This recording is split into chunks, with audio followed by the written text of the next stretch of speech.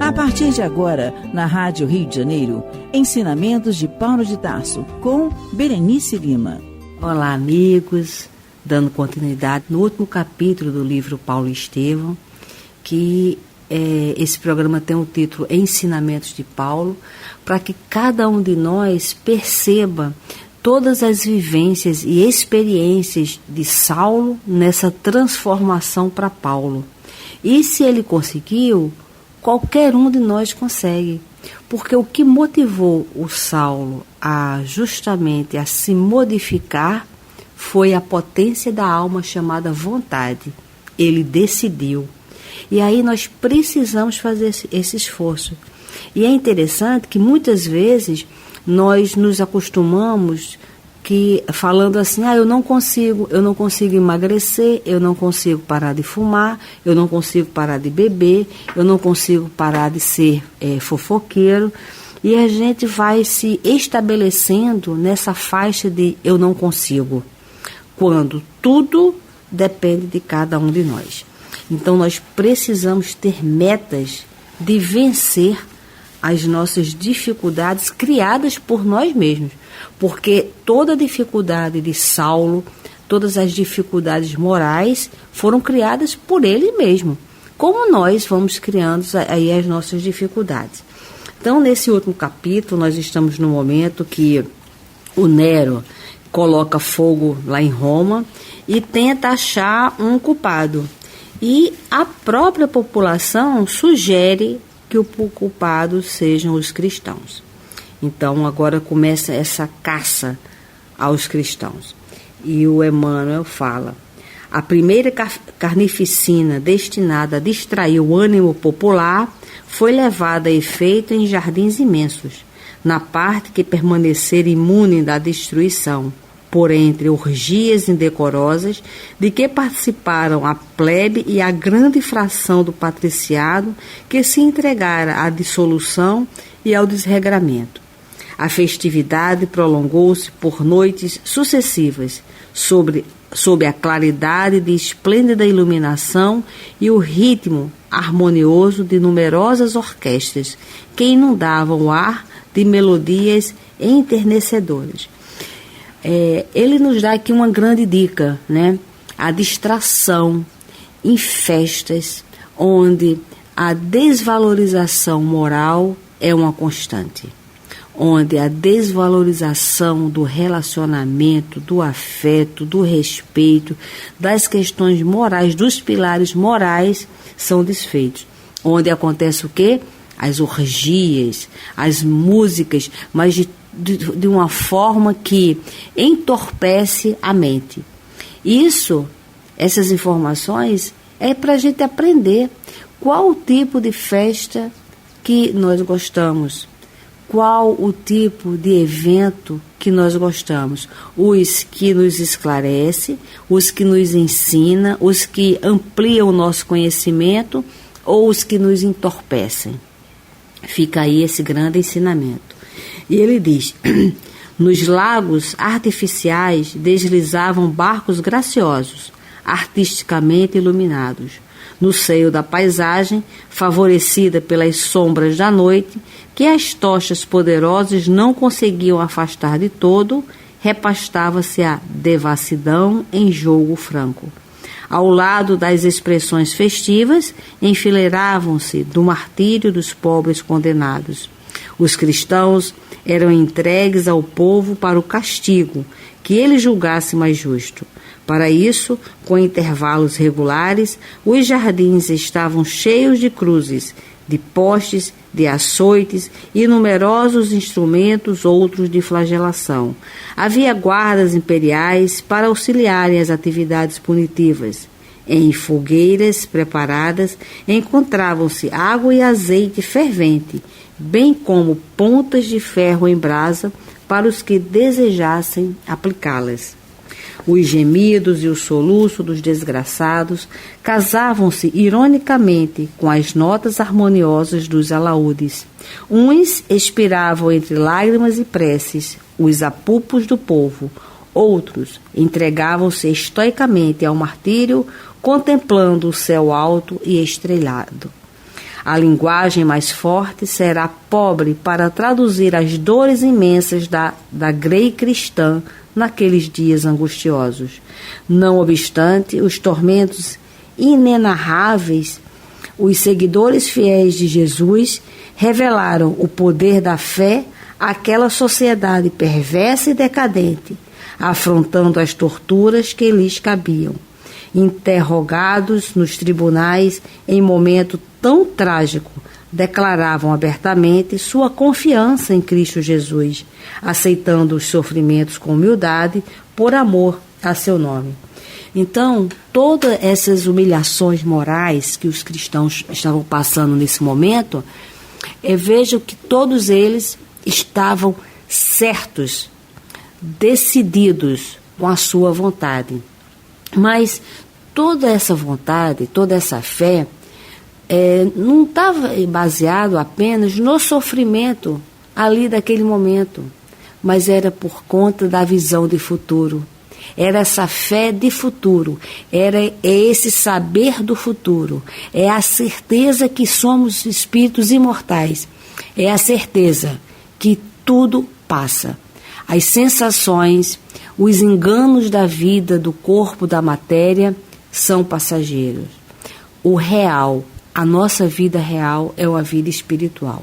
Então, que a gente que a gente aprenda desse ensinamento a ter essa visão de futuro, de realmente fazer por onde entrar no reino dos céus.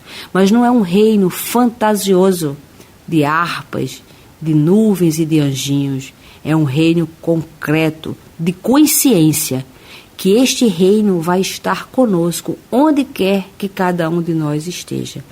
Então, é por essa sabedoria da vida imortal que dava essa tranquilidade emocional nesse momento. E o Emmanuel continua: aquele heroísmo parecia acirrar ainda mais os ânimos da multidão animalizada. Inventavam-se novos gêneros de suplício. A perversidade apresentava diariamente numerosos novos em sua venenosa facúndia. Mas os cristãos pareciam possuídos de energias diferentes das conhecidas nos campos de batalhas sanguinolentas. A paciência invencível, a fé poderosa, a capacidade moral de resistência assombravam os mais afoitos. Não foram poucos os que se entregaram ao sacrifício, cantando. Muita vez, diante de tanta coragem, os verdugos improvisados tremeram o misterioso poder triunfante da morte. Terminada a chacina de agosto, com grande entusiasmo popular, continuou a perseguição sem tréguas, para que não faltasse o contingente de vítimas nos espetáculos periódicos, oferecidos ao povo em regozijo pela reconstrução da cidade. Então, o pessoal que estava no poder, os políticos do poder, é que geraram, toda essa perseguição. Mas a gente está vendo aqui que o que não faltava? O grande entusiasmo popular. Então, a responsabilidade é de quem? É do Nero, dos políticos que criaram essa situação e da população. Toda vez que nós aplaudimos algum ato, nós estamos responsáveis por aquele ato. Cada vez que a gente repassa adiante uma ideia, nós somos responsáveis pelaquela ideia. Então, o André Luiz tem uma frase que é assim: a responsabilidade é do tamanho do conhecimento. E se nós agora estamos sabendo sobre isso, tudo que nós falarmos, aplaudirmos, concordarmos, repassarmos, a responsabilidade é nossa e nós vamos ter que dar conta na lei de Deus, porque isto é entre nós e a lei de Deus. E o Emmanuel continua: diante das torturas e da carnificina, o coração de Paulo de Tarso sangrava de dor. A tormenta operava confusão em todos os setores.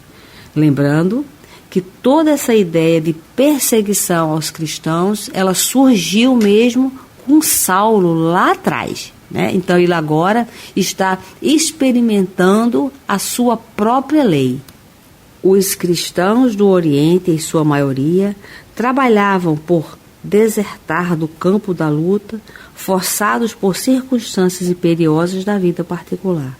O velho apóstolo, entretanto, unindo-se a Pedro, reprovava essa atitude. À exceção de Lucas, todos os cooperadores diretos, conhecidos desde a Ásia, haviam regressado. O ex-tecelão, todavia, fazendo causa comum com os desamparados, fez questão de assisti-los no transe inaudito. As igrejas domésticas estavam silenciosas. Fechados os grandes salões alugados na Suburra para as pregações da doutrina. Restava aos seguidores do Mestre apenas um meio de se entreverem e se reconfortarem na prece e nas lágrimas comuns, as reuniões nas catacumbas abandonadas. E a verdade é que não poupavam sacrifícios para acorrer a esses lugares tristes e ermos. Era esses cemitérios esquecidos que encontravam o conforto fraternal para o momento trágico que os visitava. Ali oravam, comentavam as luminosas lições do Mestre e auriam novas forças para os testemunhos impendentes. Amparando-se em Lucas, Paulo de Tarso enfrentava o frio da noite, as sombras espessas, os caminhos ásperos, enquanto Simão Pedro cogitava de atender a outros setores. O ex-rabino encaminhava-se aos antigos sepulcros, levando aos irmãos aflitos a inspiração do Mestre Divino que lhe borbulhava na alma ardente. Muitas vezes as pregações se realizavam alta madrugada, quando o soberano silêncio dominava a natureza. Centenas de discípulos escutavam a palavra luminosa do velho apóstolo dos gentios. Então a gente está vendo aí que Paulo não desistia, né? Com essa certeza, experimentando o poderoso influxo da sua fé. Nesses recintos sagrados, o convertido de Damasco associava-se aos cânticos que se misturavam de prantos dolorosos. O Espírito santificado de Jesus, nesses momentos, parecia pairar na fronte daqueles mártires anônimos, infundindo-lhes esperanças divinas. 2 meses haviam decorrido após a festa hedionda, e o movimento das prisões aumentava dia a dia. Esperavam-se grandes comemorações. Alguns edifícios nobres do Paladino, reconstruídos em linhas sóbrias e elegantes, reclamavam homenagem dos poderes públicos. As obras de reedificação do grande circo estavam adiantadíssimas. Veja que aqui a opção foi sempre reconstruir primeiro o circo, né? Tem aquele ditado romano, pão e circo, ou seja, pouca coisa e muita diversão para distrair a mente da população. E assim o mal se estabelece. Que estejamos acordados, que estejamos atentos, prestando atenção em tudo, para poder fazer as nossas escolhas. E o Emmanuel continua dizendo: era imprescindível programar festejos condignos. Para esse fim, os cárceres estavam repletos. Não faltariam figurantes para as cenas trágicas. Projetavam-se naumaquias pitorescas, bem como caçadas humanas no circo, em cuja arena seriam igualmente representadas pelas peças famosas de sabor mitológico. Os cristãos oravam, sofriam, esperavam. Certa noite, Paulo dirigia aos irmãos a palavra afetuosa no comentário do Evangelho de Jesus. Seus conceitos pareciam, mais que nunca, divinamente inspirados. As brisas da madrugada penetravam a caverna mortuária, que se iluminava de algumas tochas bruxuleantes. O recinto estava repleto de mulheres e crianças, ao lado de muitos homens embuçados. Depois da pregação comovedora, ouvida por todos, com os olhos molhados de lágrimas, o ex-tecelão de Tarso perorava solícito. Sim, irmãos, Deus é mais belo nos dias trágicos. Quando as sombras ameaçam o caminho, a luz é mais preciosa e mais pura. Nesses dias de sofrimento e morte, quando a mentira destronou a verdade e a virtude foi substituída pelo crime, lembremos do madeiro infamante. Então, gente, olha que ensinamento para nós, né?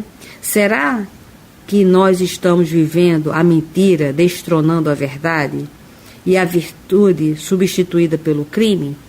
Porque veja que as ideias aqui são das pessoas que comandam, de Nero e os comandantes da cidade, mas tem toda a adesão da população. Nós precisamos saber, a nossa mente se fica aderida a qual ideia? A ideia de virtude ou a ideia do crime? A ideia da tranquilidade ou a ideia da confusão? Isso aí é uma responsabilidade nossa, individual, perante a lei de Deus. E o Emmanuel continua: a cruz tem para nós outros uma divina mensagem. Não desdenhemos o testemunho sagrado, quando o Mestre, não obstante máculo, só alcançou neste mundo batalhas silenciosas e sofrimentos indefiníveis. Fortaleçamo-nos na ideia de que seu reino ainda não é deste mundo. Alcemos o espírito à esfera do amor imortal. A cidade dos cristãos não está na terra. Ela não poderia ser a Jerusalém que crucificou o enviado divino, nem a Roma que se compraz em derramar o sangue dos mártires. Neste mundo, estamos uma frente de combate incruento, trabalhando pelo triunfo eterno da paz do Senhor. Não esperemos, portanto, repousar no lugar do trabalho e dos testemunhos vivos, da cidade indestrutível da nossa fé. Jesus nos contempla e balsamiza o coração. Caminhemos ao seu encontro, por intermédio dos suplícios e das perplexidades dolorosas. Ele ascendeu ao Pai do cimo do Calvário. Nós lhe seguiremos as pegadas, aceitando com humildade os sofrimentos que, por seu amor, nos forem revelados. O auditório parecia estático, ouvindo as palavras proféticas do Paulo. Entre as lajes frias e impassíveis, os irmãos na fé sentiam-se mais unidos entre si. Em todos os olhares cintilava a certeza da vitória espiritual. Naquelas expressões de dor e esperança, havia o tácito compromisso de seguir o crucificado até o seu reino de luz. Então, é a proposta da fé, da compreensão do reino de Deus. Neste instante inesquecível, um magote de guardas rompeu afoito no recinto. O centurião, volúmeo, à frente da patrulha armada, fazia intimações em alta voz, enquanto os crentes pacíficos estarreciam surpresos. Em nome de César! Gritava ele, exultando de contentamento, e ordenando aos soldados que fechassem o círculo em torno dos cristãos indefesos, continuava gritando de modo espetacular: e que ninguém fuja, quem o tentar morre como um cão. Então, olha que interessante, mesmo ele obedecendo ordens, que ele é um soldado, ali, na sua intimidade, ele estava se comprazendo com aquilo. Ele estava feliz por estar gerando tanta dor e sofrimento. E é interessante, né? Porque que nós aprendemos com Jesus, lá na mulher adúltera, que a própria lei falava que a mulher tinha que ser apedrejada. Ele pergunta, né? Mas que atira a primeira pedra quem nunca errou. Nos ensinando que nem tudo que é legal é moral. Mesmo estando na legalidade da lei, mas nem tudo que é legal é moral. E que sigamos sempre pelas questões morais. Sempre.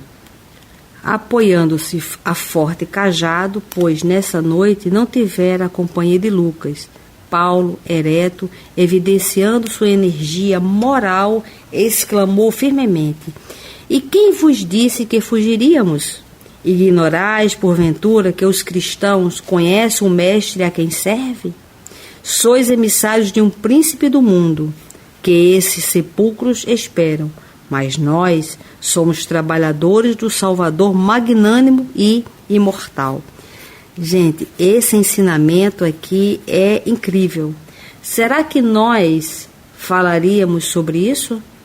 Será que você, eu, individualmente, cada um nesse estudo, fazendo essa reflexão, será que cada um de nós faria isso?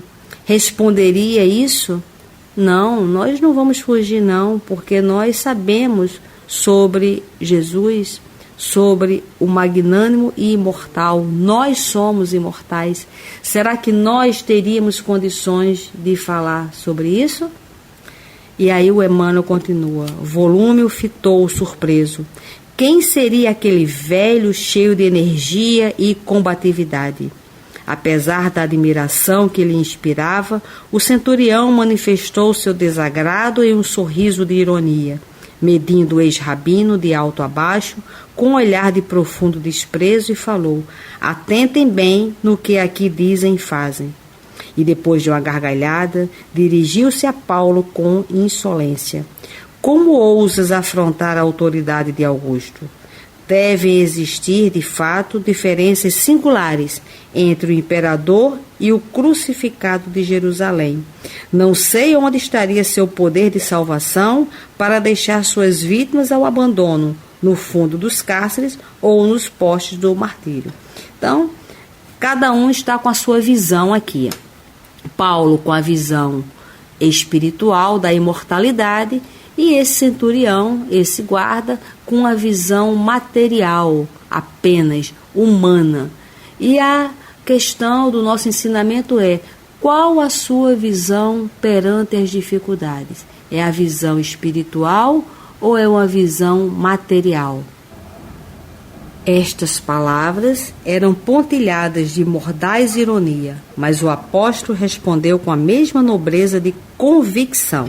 Então, esse aqui é a palavra-chave, é o ensinamento certo, nós termos convicção. E qual convicção nós temos a respeito da vida imortal e da vida material? Enganai-vos, centurião, as diferenças são apreciáveis. É que vós obedeceis a um infeliz e odiento perseguidor, e nós trabalhamos por um Salvador que ama e perdoa. Os administradores romanos impensadamente poderão inventar crueldades, mas Jesus nunca cessará de nutrir a fonte das bênçãos. Gente, você responder isso e vivenciar isso, não tem nada mais do que disso, do que de liberdade. Isto é libertador. Por isso que Jesus afirmou: conhecereis a verdade e a verdade vos libertará. Nos liberta as nossas amarras, os nossos sofrimentos, quando nós ampliamos a nossa vida, ampliamos os nossos conceitos, ampliamos a nossa visão, a nossa convicção para além túmulo, para a vida imortal. E ele diz assim, a resposta produzira grande sensação no auditório. Os cristãos pareciam mais calmos e confiantes. Os soldados não ocultavam a enorme impressão que os dominava. Então, nesse momento, o Paulo, ele acalma, né? E todo mundo ali tem um líder que entende as propostas do Cristo, um líder que tem o mesmo comportamento do Cristo. Então, que esse seja um grande ensinamento para todos nós.